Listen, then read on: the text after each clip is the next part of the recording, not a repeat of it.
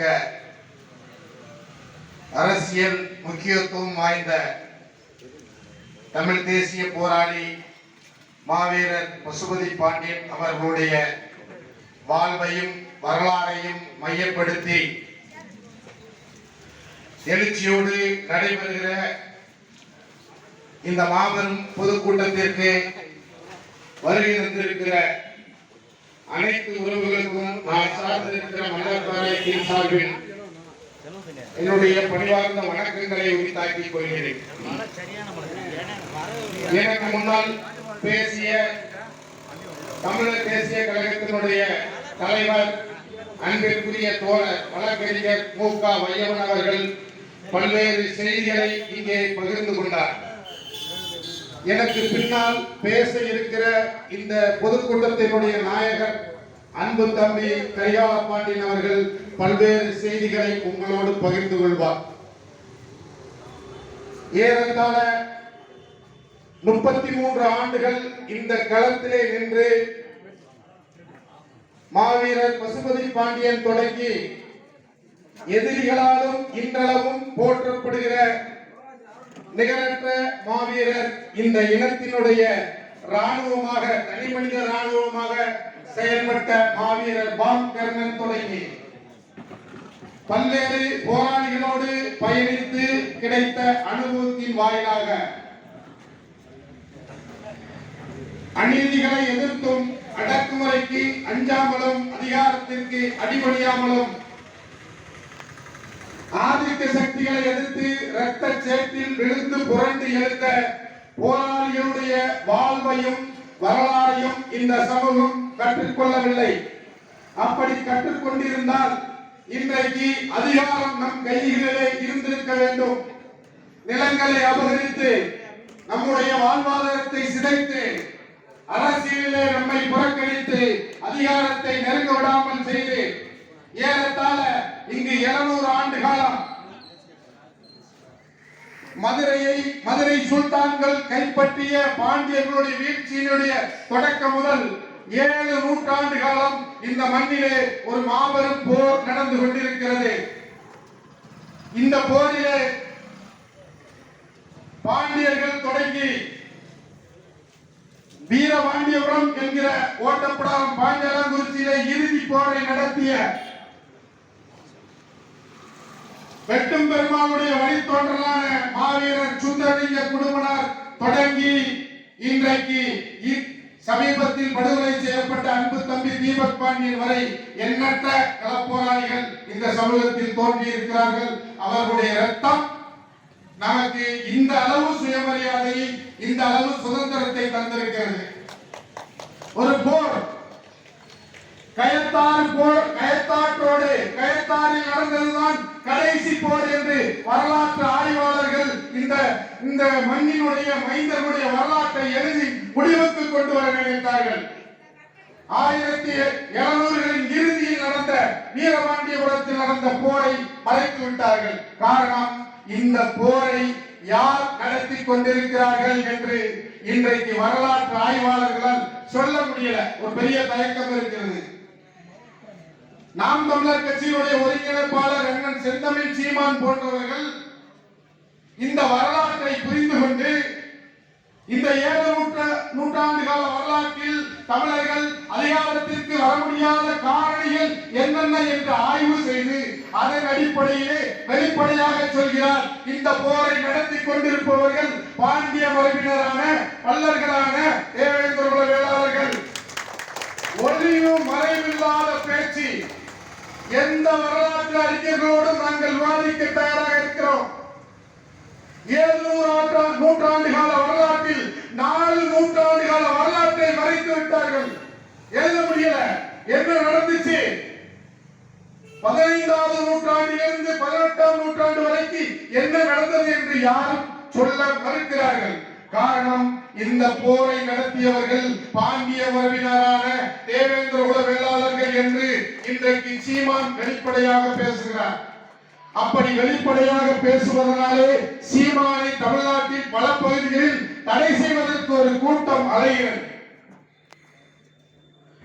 அத்தகைய ஒரு போரை ஒரு உக்கிரமான போரை இந்திய வரலாற்றில் ஒரு உள்நாட்டு போர் என்று குறிப்பிடத்தக்க அளவில் சாதி மத அரசியல் அதிகார மையங்களை ஆட்டம் காண செய்த தென் தமிழ்நாட்டு கலவரம் என்று தமிழக வரலாற்று ஆய்வாளர்கள் தவறாக சித்தரித்துக் கொண்டிருக்கிற ஒரு விடுதலை போர், 90களில் நடந்த விடுதலை போர், சாதி ஆதிக்க சண்டியர்கள் அரசியல் கட்சிகள் எல்லாம் ஆக்கிரமித்துக் கொண்டு அரசியல் கட்சிகள், ஆட்சியாளர்கள், காவல்துறை அதிகாரிகள் எல்லோரும் கூட்டு சேர்ந்து இந்த இனத்தின் மீது தென் தமிழ்நாட்டிலே போரை தொடுத்தனர்.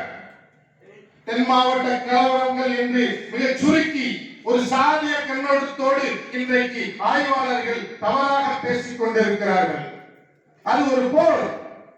சாதி ஒழித்தல் ஒன்று, நல்ல தமிழ் மற்றொன்று, ஒன்றை ஒரு பாதியை நாடு மறந்தால் மற்றொன்று தொடங்காது என்று தெளிவாக சொன்ன பாரதிதாசனுடைய பார்வையில் வைத்தால் சாதி ஆதிக்க சண்டியர்களை அவர்களுடைய கொட்டத்தை அடக்கி இந்த மண்ணிலே சமத்துவத்தை மலரச் செய்ய வேண்டும் என்கிற உன்னதமான நோக்கத்திற்காக தன்னுடைய விடுதலை மட்டுமல்ல, தன்னை சூழ்ந்து இருக்கிற பிற சமூகங்களும் விடுதலை பெற வேண்டும் என்கிற உன்னதமான நோக்கத்தோடு போரை நடத்தியவர்கள் தேவேந்திர குல வேளாளர்கள் வரலாற்றில் பதிவு செய்யப்பட்டிருக்கிறது. அந்த போரிலே மரபு வழி ஆயுதங்களோடு நின்ற தேவேந்திர குல வேளாளர்களுக்கு நவீன ஆயுதங்களை வழங்கி இந்த போரிலே உன்னை எதிர்த்து நிற்பவர்கள் சாதாரண நபர்கள் கிடையாது. அவர்களுக்கு எந்த ஒரு ஈவு, இரக்கம், கருணை எதுவுமே கிடையாது. மிகவும் கொடூரமானவர்கள். 700 நூற்றாண்டுகள வரலாறு இதைத்தான் சொல்கிறது. எனவே நீ நவீன ஆயுதங்களை நோக்கி நகர வேண்டும் என்கிற நம்பிக்கை அளித்த ஒரு மாபெரும் கூட்டத்தின் தளபதி அண்ணன் பசுபதி பாண்டியன் அவர்கள். பசுபதி பாண்டியன் அவர்களுடைய படையாக சொல்லப்படுகிற மாவீரன் பொட்டல்காடு பாம் கர்ணன் அவர்கள் வெடிகுண்டு தொழிற்சாலை வைத்து இந்த சமூகத்திற்கு போராடியதாக காவல்துறை ஆவணங்கள் தெளிவாக உணர்த்துகின்றன. அந்த அளவுக்கு இந்த நாட்டினுடைய விடுதலை என்பது இன்றைக்கு தமிழ் தேசியம் பேசுகிற அல்லது இந்த நாட்டினுடைய தேசிய அரசியலை பேசுகிற, சமூக விடுதலை அரசியல் பேசுகிற எல்லோரும் சொல்கிற ஒரே விஷயம், சாதியை ஒழிக்க வேண்டும் அல்லது சாதி ஆதிக்கத்தை ஒழிக்க வேண்டும். நீங்கள் எதை ஒழிப்பதாக இருந்தாலும் நீங்கள் களத்திற்கு வந்தாக வேண்டும். சாதியை மையப்படுத்தி இந்த மண்ணிலே ஆதிக்க சக்திகளாக உருவெடுத்திருப்பவர்கள் சாதாரண மக்கள் கிடையாது. பசுபதி பாண்டியனுடைய போராட்ட வரலாறை விரிவாக பேசியிருக்கிறோம், எழுதியிருக்கிறோம். அவருடைய மரணத்தை முன்வைத்து சில செய்திகளை சொல்ல விரும்புகிறேன். 2011ஆம் ஆண்டு தேர்தல் காலத்தில் இன்றைக்கு திருநெல்வேலி சட்டமன்ற உறுப்பினராக இருக்கக்கூடிய நயினார் நாகேந்திரன் அவர்களால் சென்னை வரை அழைத்து செல்லப்பட்டு கூட்டணியில் உங்களுக்கு ஆட்சியில உங்களுக்கு ஒரு சட்டமன்ற உறுப்பினர் பதவி பெற்று தரோம் வாங்க அப்படின்னு கூட்டிட்டு போய் ஏமாற்றப்பட்டு திரும்பி வந்து திராவிடத்தினுடைய அரசியல் சூழ்ச்சிக்கு இனி நான் பலியாக மாட்டேன், நான் சுயேட்சையாக களம் காண்கிறேன் என்று அவர் தேர்தலில் நிற்கிறார் 2011. அப்படி தேர்தலில் நிற்கும் போது இந்த அரசியல் களத்தில் சமூக விடுதலைக்காக இருக்கிற ஒருவன் வந்துவிடவே கூடாது என்பதற்காகத்தான் 1957 இந்த இனத்தினுடைய மாவீரனாக கருதப்படுகிற இமானுவேல் சேகரன் வெட்டி படுகொலை செய்யப்படுகிறார். அரசியலிலே இவன் வந்துவிடக் கூடாது, இவன் அதிகாரத்திற்கு வந்துவிடக் கூடாது என்பதற்காகத்தான் 1979 ஜனவரி 6ஆம் நாள் நாகப்பட்டினத்தினுடைய நாடாளுமன்ற உறுப்பினராக இருந்த மரியாதைக்குரிய சித்தமல்லி முருகையன் அவர்கள், இந்திய கம்யூனிஸ்ட் கட்சியினுடைய மாபெரும் தலைவர், இன்றைக்கு இருக்கக்கூடிய நல்லக்கண்ண ஐயாவோட ஒரு வயது கூட உள்ளவர், மாஸ்கோ வரை போய் அரசியல் படித்து வந்த அப்பேற்பட்ட ஒரு மாபெரும் ஆளுமையை வெட்டி சாய்க்கிறார்கள். 1994 மாடக்கோட்டை சுப்பு, இப்படி நடந்த அரசியல் படுகொலைகள் எல்லாம் பட்டியலிட்டு பார்த்தால் இவன் அதிகாரத்திற்கு வந்துவிடக் கூடாது. ஏன் இவர்கள் அதிகாரத்திற்கு வந்துவிடக் கூடாது என்று சொன்னார். அதிகாரம் இல்லாத நிலைகளிலே இவர்கள் அநீதிகளை எதிர்த்து நிற்கிறார்கள். அதிகாரத்திற்கு அடிபணிய மறுக்கிறார்கள். அடக்குமுறைக்கு அஞ்ச மாட்டார்கள். இவர்கள் எதற்கும் துணிந்து நிற்கக்கூடியவர்கள், நியாயம் பேசுகிறவர்கள். இவர்கள் நீதி நேர்மைக்காக தன்னையே பலி கொடுக்கிற ஒரு பண்புக்குரியவர்கள். சொல்ல போனால் ஈழத்தில் விடுதலை புலிகள் எப்படியோ அப்படித்தான் தமிழகத்திலே 7 நூற்றாண்டு காலமாக களத்தில் இருக்கக்கூடிய ஒரு சமூகமாக இருக்கிறார்கள். இந்த சமூகத்தை சேர்ந்த ஒரு மாவீரனை அதிகாரத்திற்கு கொண்டு சென்று விட்டால் என்ன நடக்கும் என்பது இந்த சமூகத்தினுடைய எதிரிகளுக்கு மிக தெளிவாக தெரிகிறது. அதனாலதான் என்ன செஞ்சான், 2011 தேர்தலின் போது இறுதிக்கட்ட பிரச்சாரம், ஈழ படுகொலை முன்வைத்து இறுதிக்கட்ட பிரச்சாரம் உச்சகட்டமாக போய்கொண்டிருந்த போது இவருக்கு ஓட்டு போடக்கூடாதுன்னு ஒரு துண்டறிக்கை வெளியிடலாம். ஒரு ஊருக்கு போய் பசுபதி பாண்டியன் அவர்களுக்கு அதில் உள்ள வாசகங்கள் வன்முறையை தூண்டக்கூடியதாக இருக்கு. காவல்துறை பதிவு பண்ணிருக்காங்க. அரசனுடைய கண்களாகவும் காதுகளாகவும் இருக்கக்கூடிய காவல்துறை நம்ம சொன்னா வன்முறைங்க. நோட்டீஸ் என்ன சொல்லுதுன்னா, பசுபதி பாண்டியனுக்கு ஓட்டு போட்டு அவர் அதிகாரத்திற்கு வந்து விடுவார்.